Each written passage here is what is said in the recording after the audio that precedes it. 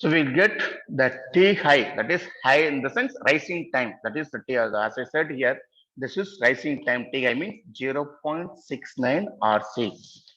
Now, so that the given circuit, the capacitor is charged through RA and RB, then the TI will become as 0.69 of RA plus RB because both are series in connection into C. The output is low while the capacitor discharge from 2 by 3 VCC to 1 by 3 VCC, and the voltage across the capacitor will be given as like this.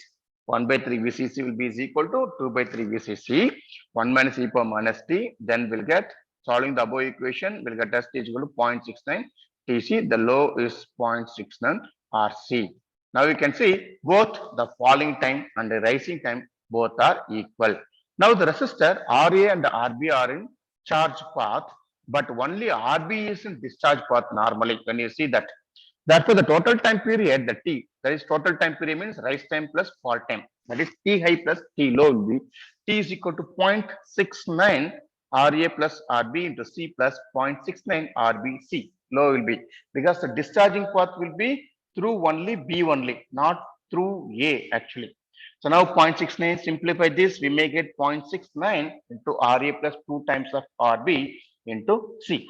Now, our important thing is we have to calculate the frequency of oscillation, where f is equal to 1 by t, where t is, this is what the t. So, f is equal to 1 by 0.69 RA plus 2 times of RB into C. So, just to simplify this, we may get f is equal to 1.45 by RA plus 2 RB into C, where the duty cycle is like on time divided by, that is the duty cycle. Normally, they may say, now to calculate t time means t on divided by T on plus T off. So you may think, what is the T on duty cycle? Duty cycle is nothing but if you are having, this is the square wave example. Okay. So on time is this. Okay. This is the on time actually. Off time is this 0. This is called as off time. This is called as off time.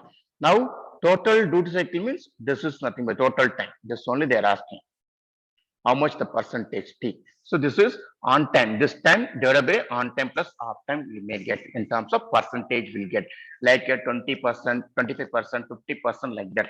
So then it will be duty cycle R1 plus R2 divided by R1 plus 2 times of R2 into 100%. So that is nothing but this one. So now the same one simple numerical related to 555 timer here. See the same circuit is given. 555 timer configured to run in the stable mode oscillator. So determine the frequency. See, they ask you to calculate frequency F, output of the duty cycle. See, this is the question. The figure is given. The R1 is 2.2 kilo ohm. The R2 is 4.7 kilo ohm. Then external capacitor is 0.022 microfarad. And this one, which one? The conditional is C1 is 0.01 microfarad. So now this is given. You have to calculate the cycle. So FR is equal to, the formula is this only. FR is equal to 1.44 because this is something 1.44 also we can take, or we can take this is 1.4 by C. This is the formula because it depends on value. So 1.45 or 1.44 divided by RA plus 2RB, that is R1 plus 2R2 into C external. This is the expression we got from the previous. So substitute the corresponding value, will get us the frequency as 5.64 kilohertz. Now you have to calculate the duty cycle of this. What is the duty cycle? R1 plus R2 divided by R1 plus 2 times of R2 into 100%. So substitute the related value, we'll get the duty cycle as 59.5 percentage will get when you use this value of R1, R2 and the C value. If we change the value, then it will be different. See, determine the duty cycle from the same figure. If a diode is connected across R2, as indicated figure in that diode is across R2 in the sense this one. So what will be the solution? So that you can just check it how we can do. Next, the one more also example. Let me show here. Determine the frequency and draw the output waveform for the circuit. See, this is the again same related to same problem only. RE is 7.5 kilo ohm, RB is all same. Then C is 0.1 microfarad. Then this capacitor is 0.01 microfarad. Now you can see in this figure they given. Let us, this is the charging period. This is the charging period. Which one? This is the charging period. This will be a discharging period. Again, charging this, right? Now, the charging is, this portion is nothing but 2 by 3 VCC, where how much is VCC? VCC is 5 volt actually. So 2 by 3 into VCC is 5 volt, we'll get 3.3 volt here. Next, this portion is 1 by 3 VCC. So 1 by 3 VCC means will get us 1.67 volt. Now, at this point, what is the value?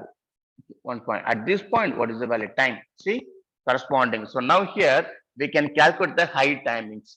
So from the formula, earlier formula, see, T high is equal to 0.7 into RA plus RB into C. This already we are having the previously shown.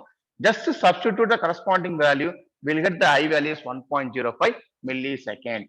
See, this is what to calculate this. We have to calculate this only high value.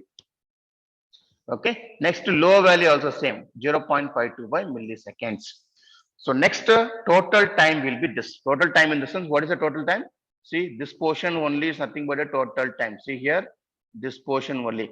Here, the high time is more, low time is very less because of the charging time is more, discharging time is very less due to this value actually.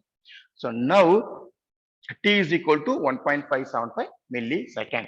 Then what about the frequency? Will be 635 hertz. It is very low frequency it is generating. Due to what? This is 0.1 micro. But before expansion, you see 5.64 kilohertz. Because of what? Here we have very less 0.022. But here how much we had? 0.1 microfarad. So keep on, you have to reduce the capacitance value to increase the frequency. Now, next question is, we need to determine the value of RF. Which one? This one.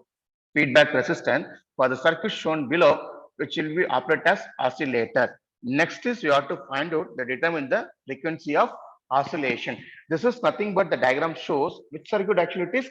This is nothing but a RC phase shift oscillator. You see this? Very, very important. The feedback, like see, this only is nothing but a RC phase shift oscillator. This complete one is RC phase shift. Now from this, what we can do, you have to calculate. Already we given the formulas, so you have to calculate. Solution first, closed loop gain. So it will be 29 because we know that beta for RC feedback is how much? It is 1 by 29. Where beta is equal to 1 by 29, then what about A? A is equal to 29. Just from that will be written very easily. That is equal to, what is beta normally? Beta is equal to VF, correct? VF divided by V in actually. But in terms of resistance, actually, you can say RF resistance because here they ask you to calculate the value of RF. So the RF is the output. RF divided, that is R3 divided by RF because R3 is the output. RF is the input actually. So R3 by RF, therefore RF by R3 is equal to beta normally. So 1 by, normally the beta is equal to R3 by RF actually, where beta is equal to 1 by 29 is equal to this R3 by RF, where RF by R3 is equal to 29. Then RF is equal to 29 times of R3. So we know the value of R3. R3 is 10 kilo ohm. Then very simple, RF is 290 kilo ohm. Then this will be found. Next, you have to make an assumption as R1, R2, R3, all are equal value because here all are equal, 10, 10, 10. Then C1, C2, C3 is a C. Then this also all are equal value. Then we know the formula to calculate the frequency. That is F is equal to 1 by 2 pi the root of R6 into RC. Now substitute the corresponding value 1 by 2 pi root 6. R value is all are equal 10 kilo ohm. Then C value is 0.001 microfarad. Then we'll get 6.5 kilohertz. So using this, so what is the frequency of oscillation is? It is 6.5 kilohertz. This much only it will be. So you can check this problem also as your homework. Then we may get. So now this is what the numericals related to the RC phase shift oscillator, even though some of the numericals also is available related to band bridge oscillator.